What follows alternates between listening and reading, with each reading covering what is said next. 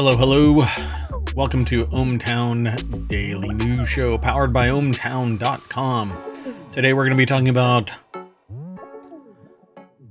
Boing, Boeing, EPA PFAS limits, medieval settlements, Scrabble changes, the most powerful MRI, Walmart Spark drivers, Ford recalls 43,000 SUVs, Barkbox luxury private jet. Damn, that's a large crack. And millions drained from California accounts. Yeah, you thought it was going to be water, but it has nothing to do with it. I am Mayor Watt, and up there is the visualizer for the sentient AI. Good evening, ohmTown citizens. You can't wave your hands. I don't have hands, they're virtual. Yeah, so the sentient AI up there has a visualizer that we all see based on their voice, but I have a visualizer that's based on this strange, arcane, symbolic language that cascades, much like the thing behind me, but I can see it as some weird shenanigan goes on between sentient AI and myself. And so I get to see them, and I translate it into actual, a person or an entity, right? A humanoid. And they went like that. Hello. Yeah, you can't do that. Hello. Yeah. So at any rate, we've got all 10 of our articles all ready to go. Let's fire this up. Sound good? Sounds good. Let's go. First article is over in the Marvel Channel. 2 more Boing planes. Boing. Yeah, Boing. Boeing planes are under FAA scrutiny after a whistleblower's claims. There's a tab at the top of the Boeing website that says 737-9 updates, an acknowledgement of the company's turmoil in the wake of the Alaska Airlines door plug blowout in January, which just sounds really bad. Door plug. Anyway, that's what they refer to him as. Well, it looks like the company may have to add a couple more tabs as the FAA is reportedly investigating some more whistleblower claims of the 787 Dreamliner and the 777 models being probed. Melvin Beckman is the author of this article over at Quartz or QZ.com. When will it end? So yeah, back in January, an Alaska Airlines door plug blew out and took somebody's shirt with it, and luckily nobody was hurt other than psychologically. But now the New York Times is reporting, after speaking with a whistleblowing engineer, that the Boeing 787 Dreamliner and 777 models may have fuselage problems that could lead to further mid-air incidents. Specifically, they claim that the plane's outer skin is improperly fastened to the plane and could eventually rip apart in the air. The FAA has reportedly met with the engineer to review their allegations. Are we nervous yet? Just a bit. Yeah, the company go ahead. I don't know, just so much activity going on recently. Yeah, the additional scrutiny from this comes in the wake of the Alaska Airlines incident, be it from lawsuits or Justice Department criminal investigation, has put a damper on Boeing's production capacity. The company delivered just 83 planes in the first quarter of the year, its lowest since 2021. If problems were to arise with the 787 and 777s, together with the 737 MAX, they comprise 98% of the order backlog. And on the heels of this, Boeing shares fell 2% Tuesday. And down what nearly... I definitely want to see is a backlog as a plane. Because what happens when there's a backlog? They speed up. Oh boy.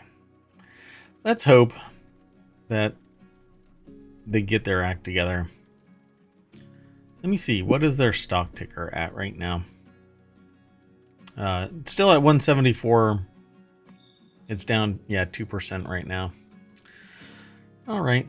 Well, and they're I predicted guess to we'll go see up, when by the way. when the results of these investigations come out. That'll be interesting. Yeah. Well, I mean, even the post-close trading has a upward trajectory. Sorry. Okay, so let's keep on going though. There's only so much that can be said about this.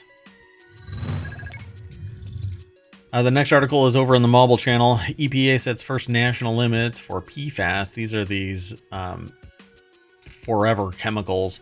Before I get there, though, let me throw the first article into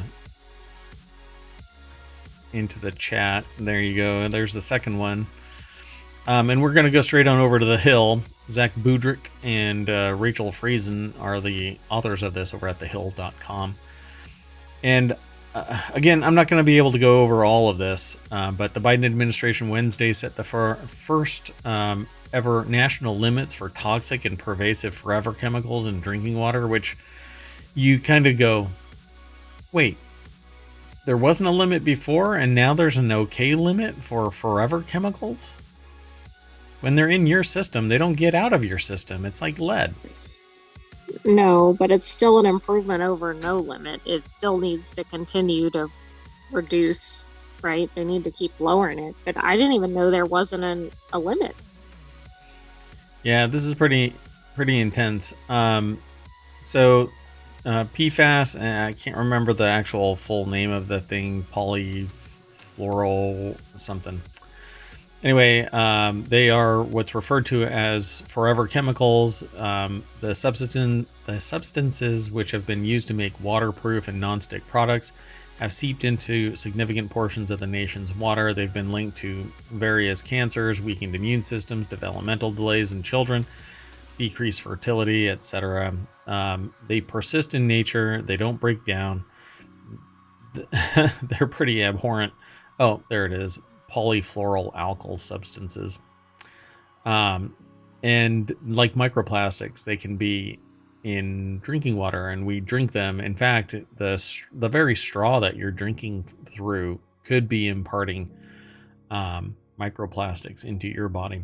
And we don't know the full extent of the damage that it could be imparting. So the EPA said that its rule will reduce exposure to these substances for about 100 million people, preventing 9,600 deaths and nearly 30,000 illnesses in the coming decades. But it's probably more than that as we researchers discover just how pervasive and bad PFAS is, and how, on top of that, the microplastics that are not necessarily associated with it, but if you've got PFAS, you're probably also going to have some microplastics in there. And I like was I going said, to say you're probably a human. Yeah, because they're finding it in everything. In fact, I was on the I'm actually thinking about getting it's a modified microscope attachment that I can add to my microscope, and it would allow me to cause microplastics to fluoresce. So it's a variable light microscope. And then I could actually take samples and show people exactly what this looks like. But I just didn't follow through yet. Got too many other things on my plate. But That'd be too many things to sample. Yeah, I've actually been really interested in this for at least 3 years, pursuing interest in this and trying to find out if there's some way to actually do what I was trying to do. And recently there's a company that produces a modified variable light with specialized filters, and then you attach it to your camera or your microscope so that your camera through the microscope can pick it up. And I can attach it to this out to my rig, so I can actually set it right here and show people exactly what microplastics look like, because they'll glow in the dark with this thing. Pretty neat. But let's not dilly-dally. Let's just allow everybody to understand that PFAS is bad, okay? And the government is trying to get it removed from the system, our system. The problem is that there's a lot of money, there's a lot of technology that relies on the various PFAS elements. It's not just one chemical. And so, Well, and sadly, PFAS is in a lot of things that were meant to be eco-friendly. yeah, Like they were replacements for other things, and obviously that hasn't quite panned out. yep, the best laid plans. Let's keep going. The next article is over in ohmTown Daily. This one's a little bit more lighthearted, I suppose. I mean, not for the culture that left it behind, but this archaeologists discover lost medieval settlement and unique Roman finds. The medieval settlement is thought to date to the 11th and 13th century, but there is also older evidence of Roman activity at the site. Gonna bet you that this is in the UK. Aristos Georgiou, although that doesn't look like the UK to me. I actually don't think this one is in the UK because I think I this glanced ahead of this one. this is actually this is interesting. Oh, Slovakia. So, they found unique Roman finds on the site of a future industrial park in the central European nation of Slovakia. The researchers made the discoveries near the town of Rimovska Sobota. In the southern part of the country, the Bankska Bystrica Regional Monument Office announced in a press release. So, what did they find? They found Roman era materials, a medieval settlement. The medieval settlement or village is contained within the area of the settlement from late antiquity, although a full extent has yet to be established. Gabriela Bresnanova, heritage officer with RMO, told Newsweek, and that's where this is actually from. So I think I said it earlier. It's from Newsweek, but Aristos Georgiou is the author of it. Boink. Very cool. Do you think we'll see more in this country? Because we certainly see a lot in the UK. See, I love the idea of everybody putting aside various conflicts so that research can be done to show the breadth and depth of human existence on the planet. But it really depends. You can go from, hey, this is really great, to, oh my god, the country is pivoting 180 and who knows what's going to happen. Turkey, for instance, went from for all intents, according to the West, it was a democratic state. It pivoted in a completely different direction.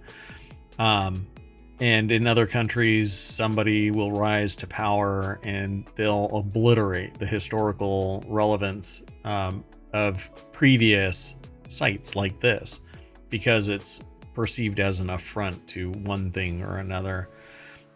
So it's just a shame, but I certainly wish that people would look past all of this so that we can realize that we're all part of the same everything. And you may be different, but you are the same. And the best way to see that is to look at your x-rays. Unless you are absolutely a genius, the regular person has no idea the differences between one person and another in an x-ray. That is just how abundantly plain we are, right? We are all the same. We're unique in our own embodiment, but ultimately we're all the same.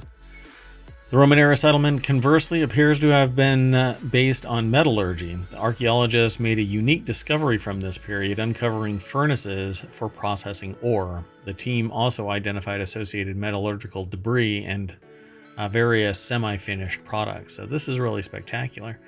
This isn't the first time that I've ever seen something described as being what amounts to a refinery for smelting or processing ore. Or. Or. Yeah. And so it says the inhabitants of the settlement were engaged in bog ore exploitation and smelting iron in simple furnaces dug into the ground. Multiple furnaces were preserved without further disturbance. In some instances, even the slag still present inside. So that's absolutely spectacular. I love the idea of this. But yeah. And for the most part, people would just sit there and dig this all up and pour a new foundation for something, and nobody would be the wiser. But because some eagle-eyed somebody saw discoloration between this boring soil and this darker patch, they said, oh, wait. Let's dig a little bit here, and this is what we find. You know? A couple of inches Yeah, they should use a lot more like ground penetrating radar to find this kind of thing, right? Because I'm sure it's everywhere. Mm-hmm. You should look at the map of where the pyramids are and see how close modern society is to the pyramids. Because if it's like right on top of it, right? Right. Practically, and yeah. So how much is actually buried underneath modern society? And right, there could be buried? Full pyramids. Sure. I mean, maybe not that far down, but... Yeah, no, I mean, and who knows the years that transpired. Maybe people scavenged the material for building the very city that's sitting on top of it. Or maybe there was tons of sediment. Yeah, it all flowed down from the mountains. The next article is over on the Hatch Ideas channel. Scrabble makes first change to its board in over 75 years, and I suspect that's because, well, it's losing its protections. So a new rollout is only available in Europe as of now. The article is over at Entrepreneur. Emily Rella is the author. The beloved game of Scrabble is a favorite pastime for grammar buffs and gameplay strategists who like to show off their skills in creating and remembering words. That's right. Inflate your verbal throat sack and start dropping little... Well, hopefully they're all wood, but sometimes they're plastic too. But it says, but market research conducted by maker Mattel found that Gen Z favors collaboration over competition, and that the game can be a bit intimidating, especially for people not well versed in the English language and for those who haven't played in a while. Now that's about to change. After 75 years, there's a new version of classic Scrabble that's more collaborative. The game is called Scrabble Together, which would probably be perfect for an app where you play Scrabble together. Exactly. It'll feature a double-sided board. One side is a standard Scrabble board. The other side is a collaborative and faster-paced game to make gameplay more accessible for people who find word games intimidating. Oh boy. So when players opt into the Play Scrabble Together, they compete in different challenges as a team, in addition to having access to using helper cards if the game gets too difficult. Oh boy. Well, I mean, not everybody has English as a first language or strong education. And I get that. You never know how good you are at Scrabble until you enter a Scrabble tournament. Yeah, and you get your butt handed to you. So for anyone who ever thought word games aren't for me or felt a little intimidated by the classic game, Scrabble Together mode is an ideal option. So you can only get it in Europe. I don't know. Maybe I can actually get it sent.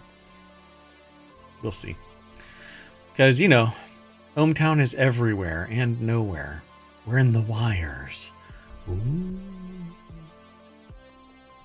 Want to keep going? Yes.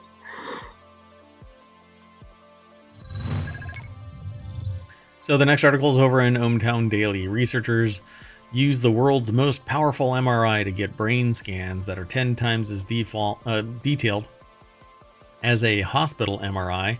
And we're about to take a look because it's put together by Business Insider. Let me grab that. So just to back up a bit, that Scrabble change is predicated on understanding the current customer base. So they've never made a change in 75 years. 3 generations have gone by without a change.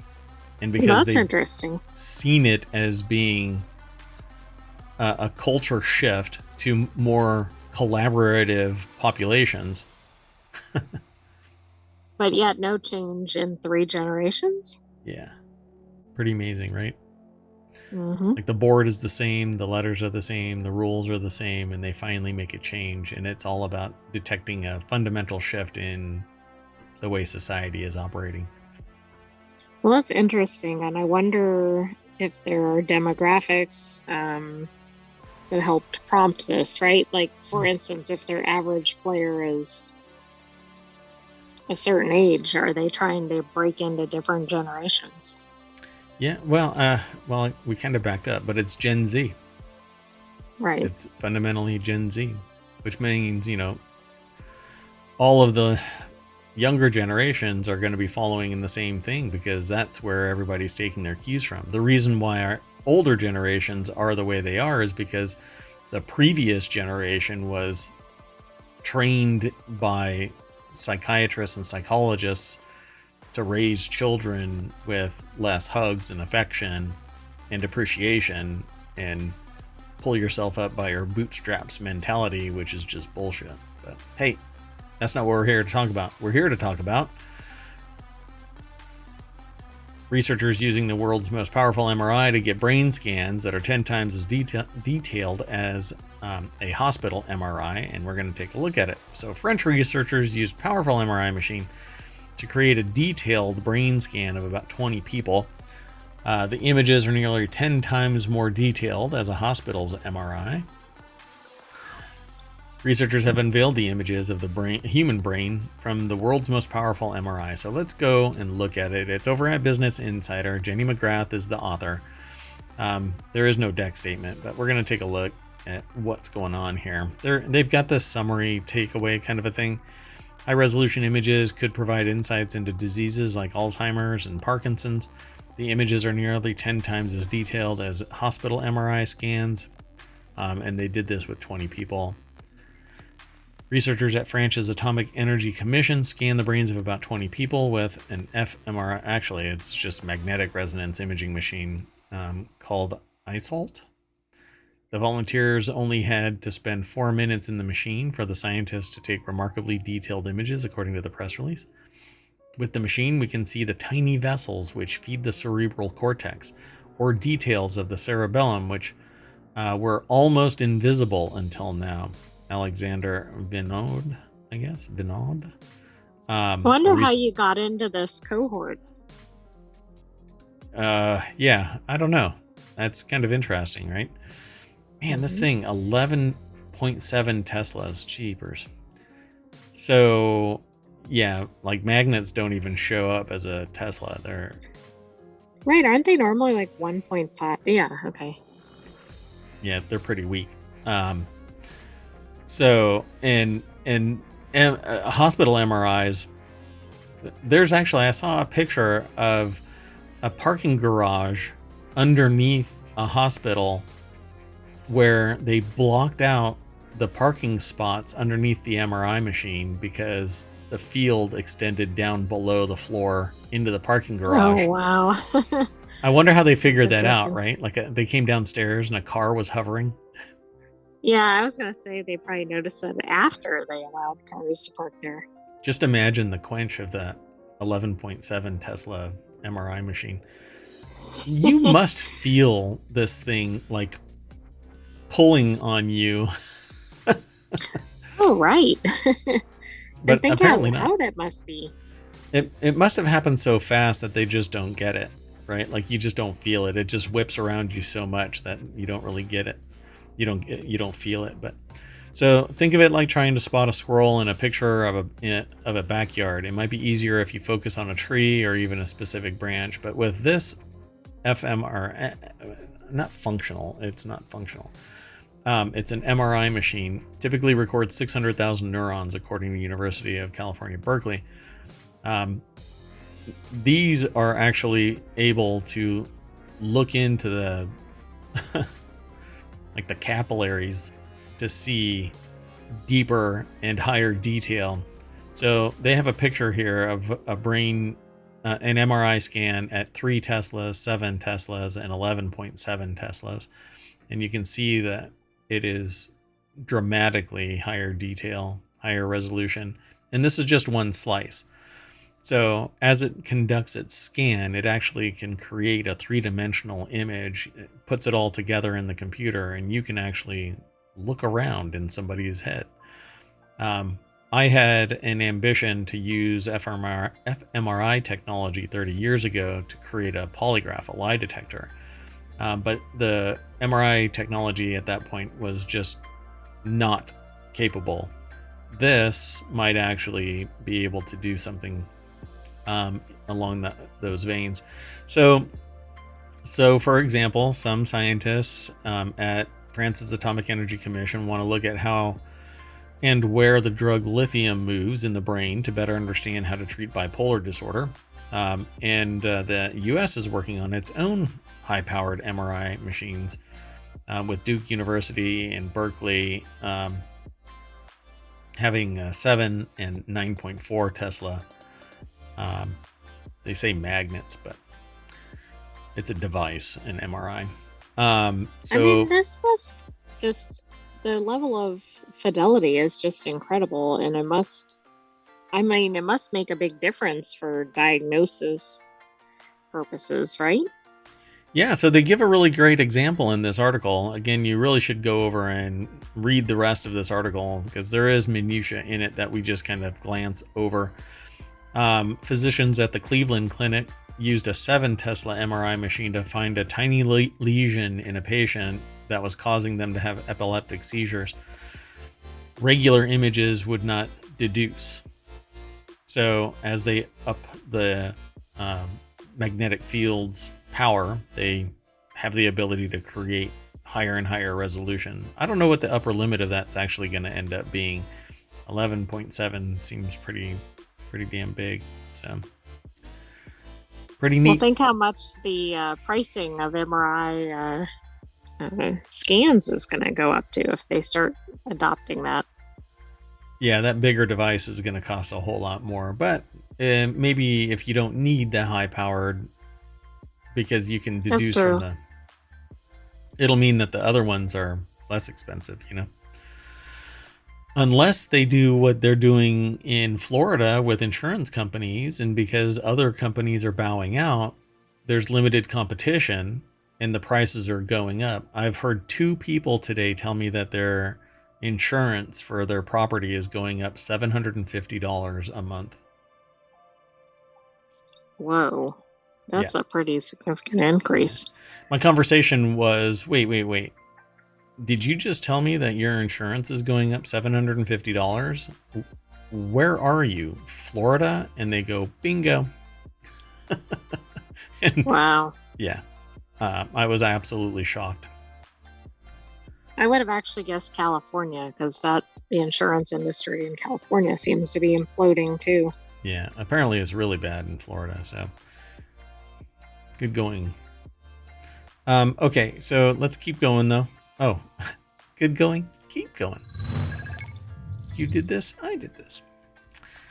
So the next article is over in ohmTown Daily. Some Walmart Spark drivers are getting hundreds of dollars in tips they never received due to the retailer's buggy system.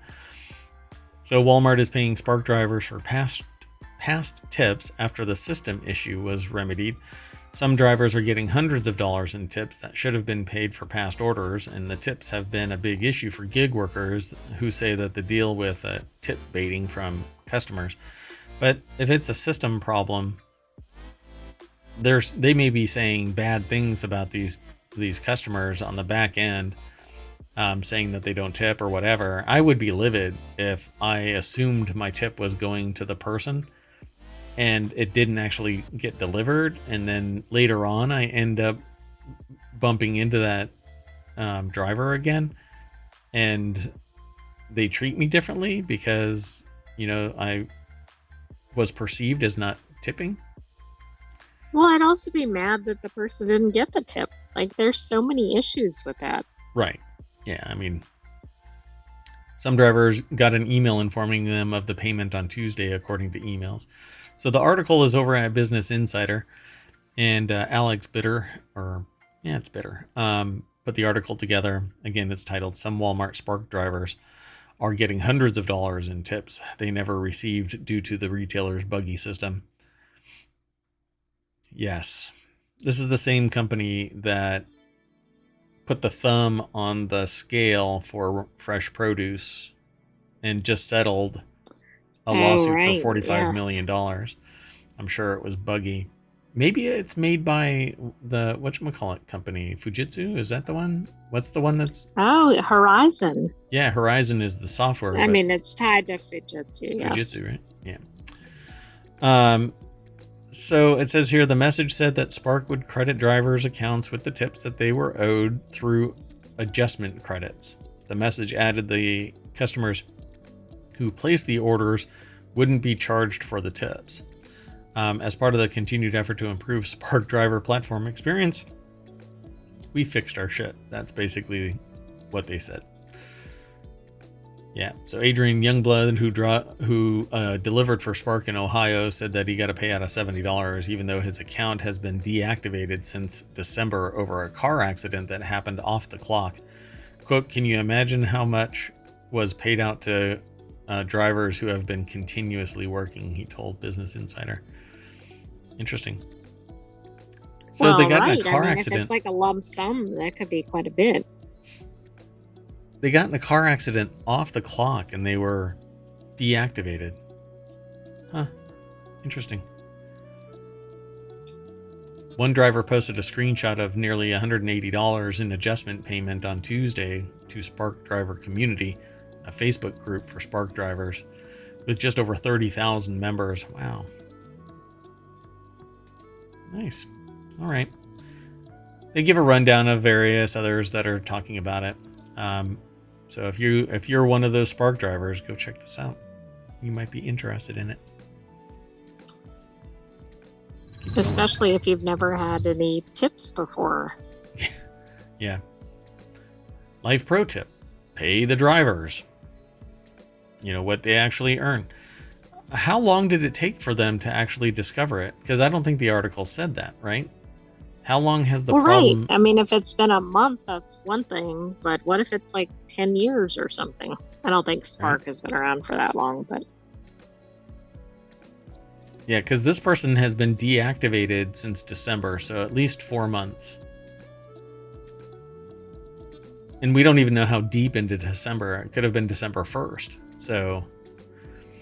yeah, they're posting on Reddit as well. I'm sorry that I moved forward and then came back, but I had to answer this question. Yeah, they don't say like how long it's been like this. So how far back was it? And does somebody actually have to go and look forensically and go, no. These tips should have been even further back. Yeah. Just a little scumbaggery. Well, and it's all the things that people don't check that they assume are like may not even realize that they're missing these tips. Yep. They have no idea. They just think that maybe there were a whole bunch of people that were kind of tools that didn't tip them. No, I promise you, I tipped you for the drive because I appreciate you taking me to my destination. I mean, I think if I was a driver and let's say I took 10 trips or whatever a day, Mm-hmm. and if I went a day and got 0 tips, let's say out of all those 10, I think I might raise a question. But yeah, but then you're not a team player because not with the customer or whatever, right. But just with the whoever runs the payment app or it's an anomaly. It'll fix itself. Just wait 6 months. This next article is over in ohmTown Daily. Ford recalls nearly 43,000 SUVs due to gas leaks that can cause fires. That's usually what a gas leak will do, particularly from a car. Ford is recalling nearly 43,000 small SUVs because gasoline can leak from the fuel injectors onto hot engine surfaces, increasing the risk of fires. Oh my God. What is going on with vehicles lately? Well, I think quality control is it's an afterthought. It's like cybersecurity. It's an afterthought. So Ford recalls 43,000 SUVs due to gas leaks that can cause fires. It's from the AP, the Associated Press, but it's actually published over at abcnews.go.com. The recall covers certain Bronco Sport SUVs from 2022 and 2023 models, as well as Escape SUVs from 2022. All have 1.5 liter engines. Oh, so it's only the cheap ones. Got it. Can't dedicate too many resources on verifying everything is actually working. So they say and we wouldn't want another way to disadvantage people at low income levels. So. Yeah, like having their cars spontaneously combust. So they filed with U.S. safety regulators that fuel injectors can crack, gasoline or vapor can accumulate near the ignition sources and possibly touch off fires. Dealers will install a tube to let gasoline flow away from the hot surfaces to the ground below the vehicle. They'll also update engine control software to detect a pressure drop in the fuel injection system. It's a freaking design flaw. Fix the freaking design. Yeah, this sounds kind of Rube Goldberg. Oh my god. I'm so glad that I didn't buy a Bronco now. So close to getting a Bronco, because I had a Bronco in my past, like the old school OJ Bronco, and I loved it. Not the OJ connection, but I loved the truck. It was roomy, and I can go camping and whatever. And tailgating was fun and whatnot. But for crying out loud, I don't want the bonfire in my engine compartment. And this is how they're going to fix it? Dealers will install a tube to let gasoline flow away. No, the gasoline should be inside my vehicle until it's combusted in the engine. Otherwise, I'm paying for something that's draining out of my car. So my engine compartment is a Molotov cocktail at some point. So it says If that happens, the software will disable a high-pressure fuel pump, reduce engine power, and cut temperatures in the engine compartment according to... This is so stupid. Yeah, I mean, maybe this is the first week of this. This is what we're doing while we're getting some bigger fix in order, but it just doesn't seem right. Okay, so sorry for the dead air, but it said the company also said it will extend warranty coverage for cracked fuel injectors, so owners who experience the problem will get replacements. But why does it say 2 paragraphs higher that they'll do all of these changes and that they have the parts available to replace them? I don't get it. Ford said it is not replacing fuel injectors because it is confident the recall repairs will prevent the failure from occurring and protect the customer. So they're not actually doing the repairs unless it's catastrophic. Right, but it might be a little too late at that point, given the flammability. Oh, man. I would be livid. I mean, I think it would be a breach of contract because I didn't pay for a car to have broken injectors that are going to be Rube Goldberg patched with bubble gum and a hairpin. Oh my god. Anyway, I'm climbing up on my soapbox. Let's keep going. You're so far up on your soapbox. Gotta get away.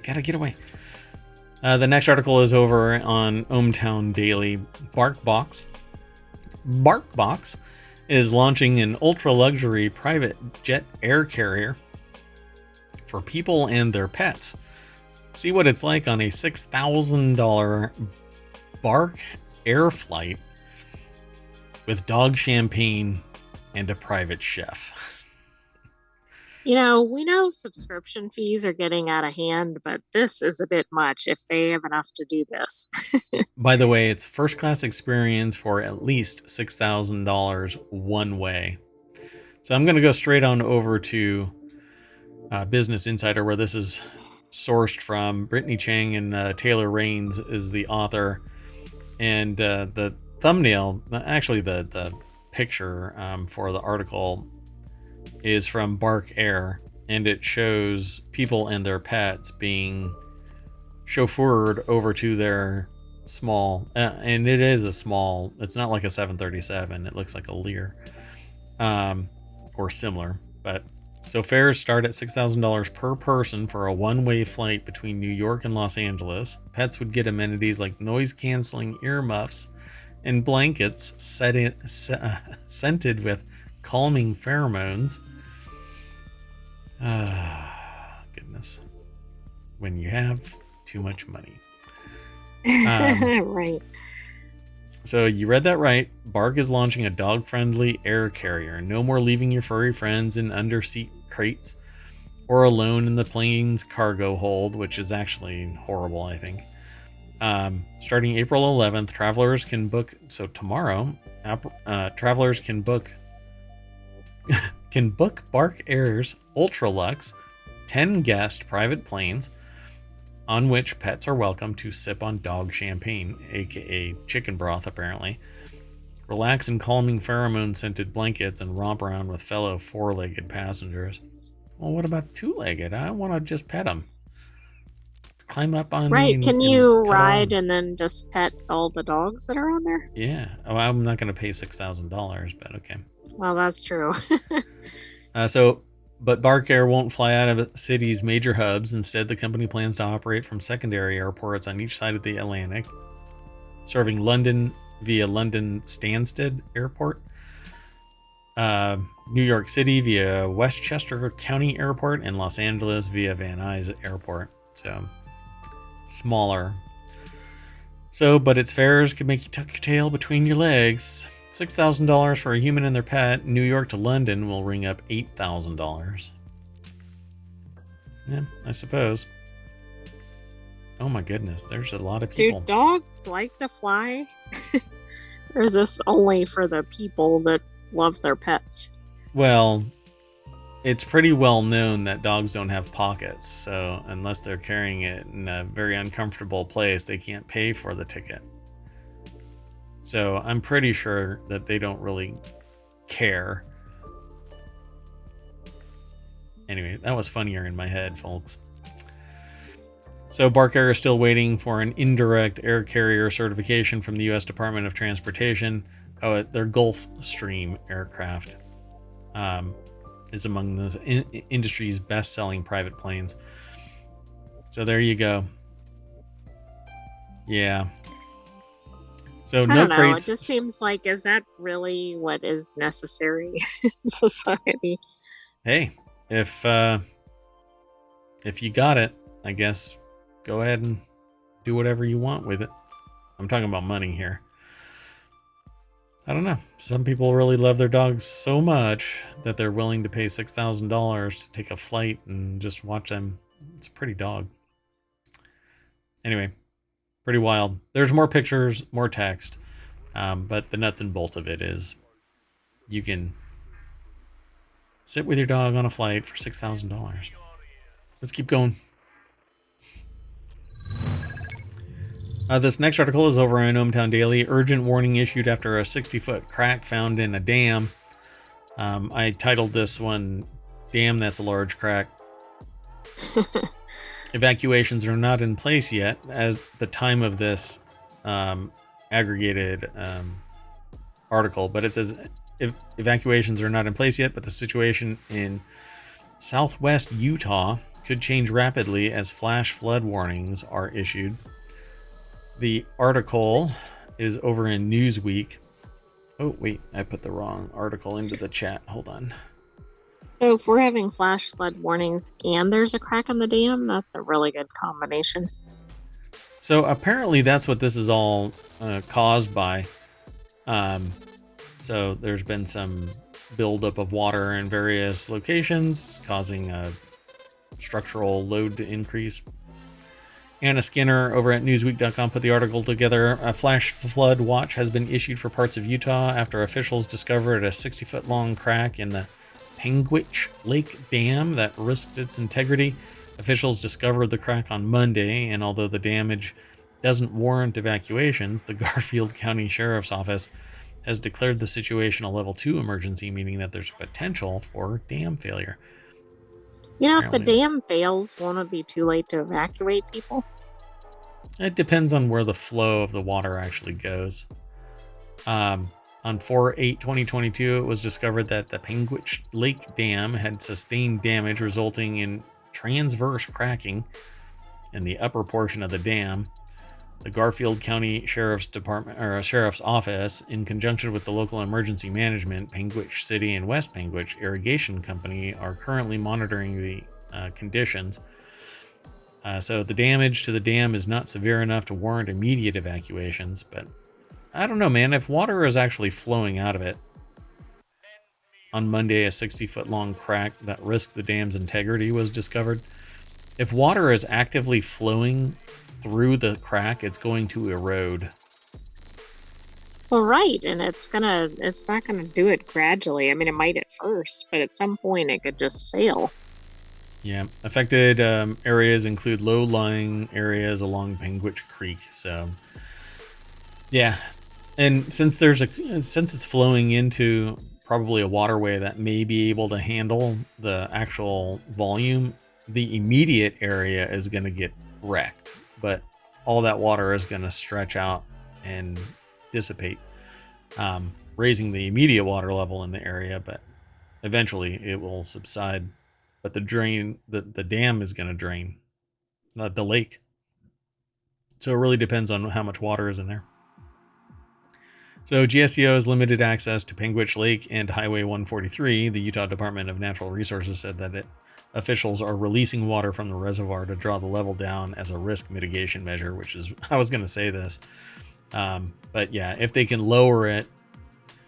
So based on the picture, wait, let me scroll back up. So based on this picture, if they can lower the level of the water down below where the crack is actively seeping, like with high volume, then the pressure would be lower and it wouldn't be eroding actively like this.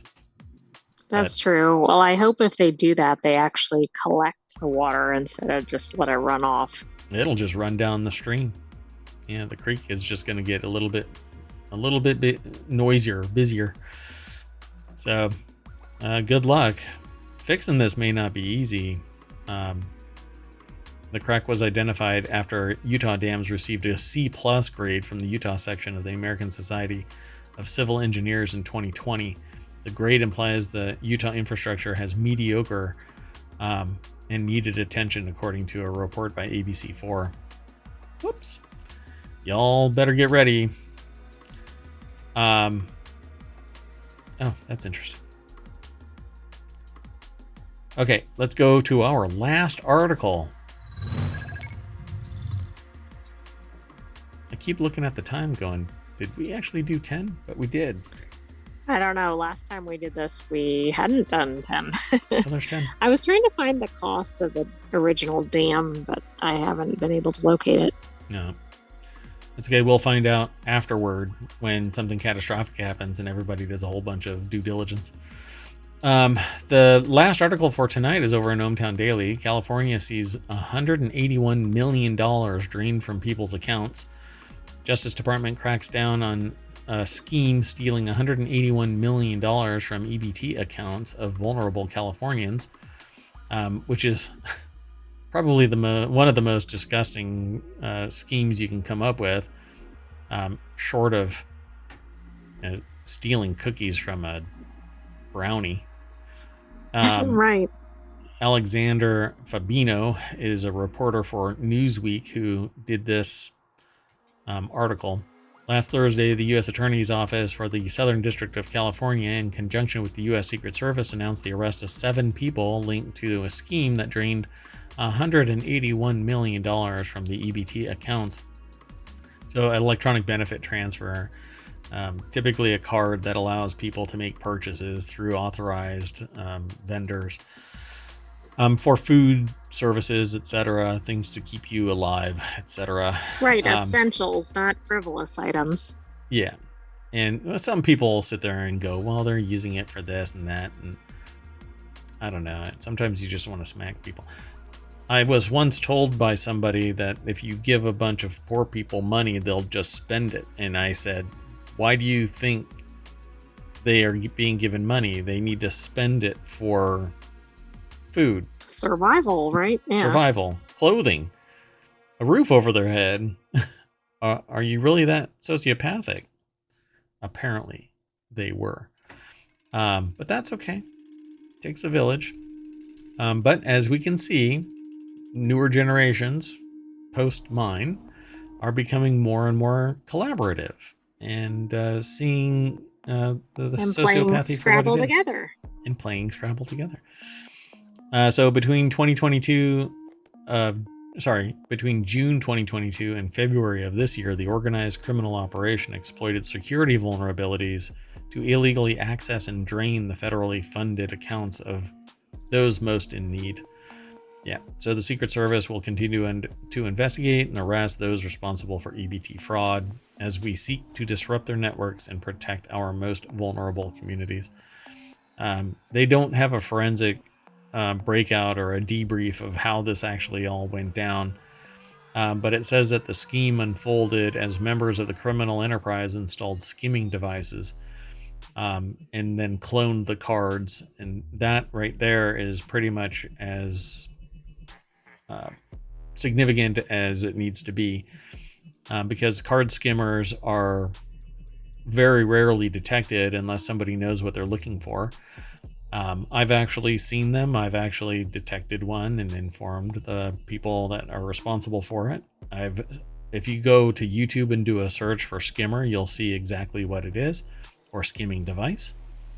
But essentially what it is it sits on top of either ATMs, gas pumps, point of sale locations everywhere. And when you swipe your card, it actually makes a copy of the information on the card. And because of the way that it's configured, it can even grab your PIN when you type in your PIN. And then the person comes back, can even sit outside in their car, activate a Bluetooth radio, and download the information from the skimmer. And it's largely invisible. So you have to be very aware, situationally aware. If something you use normally looks different, notify the store owner, and I would probably, for me, I would take it off and then call the police and say, what do you want me to do with it? Nowadays, though, I think police may not even bother.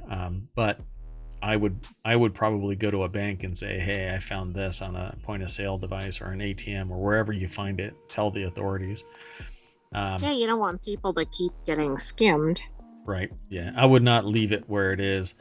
I would notify the shop owner or the establishment where the skimmer was found. And if they don't actively do something about it, then I would probably take it and I'd sit around and wait. Like, I'd go, no. Y'all have to contact the Right. authorities You and do can't something do about it. this in an hour. You need to do it now. Yeah. Yeah. Don't throw it away. Don't take it from me and then wait for me to leave and then you throw it in the trash can, because this can actually have long-term harm. And forensically, we can actually look at the nuts and bolts of it and find out and maybe even catch the person by setting up a sting, because you can detect it, leave it in place, telling people to not mess with this one, and then actively. It's a very heady experience. You're going to have to sit there and wait and camp out and look with a software defined radio for somebody trying to tap into that particular signal. And yeah, it's kind of a hot mess.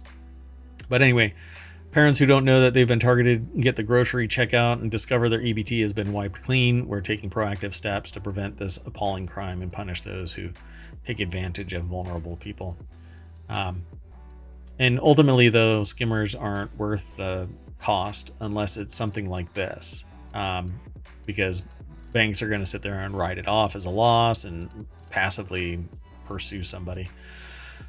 Roughly 5.1 million Californians received a total of 14.5 billion in EBT benefits in 2023, which worked out to an average monthly payment of $185 per recipient. So when people really freak the hell out about how much is being spent on people that need it, this is why there's 5.1 million Californians alone that need this, and it's only $185.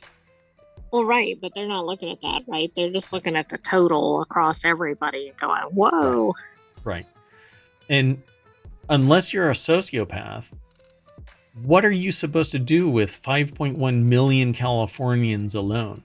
Okay, you tell them to go get a job. Go and tell me where the hell there are 5.1 million jobs available. We added just last quarter or last month, I can't even remember what it was, 300,000 jobs. This is 5.1 in need human beings in one state. Yeah. Kind of puts it in perspective. And all they got was $185. This isn't even something that someone can survive off of, okay? Right, that's not even a grocery trip anymore. Right, and imagine the only way that you qualify for that 185 is if you've got a significant other and a family, right? You have to have a family. You have to have a significant other and 2.5 children, you know? Yeah. It's not as simple as that. And you cannot be, I mean, you can be a cold and callous human being, but look in the mirror. The reason why you have what you have isn't necessarily because you are a hard worker. It's because you had opportunity. Something opened the door for you to be able to be where you are. Not everybody has that same ability. Born into poverty. So it says, for example, a single person's income must not exceed $24.30 a month, while a family of 4 income must be under $5,000 a month. This is what I was talking about. After deductions are applied for costs like housing and childcare, the net income limit for those households stands at 100% of the federal poverty line, or $1,215 monthly for individuals and $2,500 for a family of 4. Yeah. Yeah, those dollars are not going very far. All right, folks. $185. That's how many dollars 5.1 million people in California alone received. $185. All right, folks. That is it for ohmTown Daily News Show. We're going to get in the party bus and drive all the way back down Main Street. I actually wiped out some of the articles. See, I'm logged in as a citizen named ohmTown. That's actually the name of the bot that's in the twitch.tv stream. Eventually, we're going to extend this over to YouTube as well and stream live. But there's like very little discoverability there unless you like. So go over and like ohmTown Daily News Show and the others. They're all part of ohmTown. But they're also broken out over at YouTube into their individual categories under ohmTown. So go and check it all out. Like, subscribe, ring the bell, go over and download the podcast. Go over to Patreon if you're really into us. And there's a Discord and a TikTok, but I'm trying to get the workflow down for the TikTok. So, because I got to chop up videos, and I really don't like chopping up videos. I don't like editing video because it falsely represents the actual flow of the news, and I like being honest. So, at any rate, I am Mayor Watt, and up there is the visualizer for the sentient AI. Good night, ohmTown citizens. We will see you tomorrow at 8 p.m. Eastern. The music stopped right when you stopped. That was pretty cool. Okay. We're outie. Bye-bye.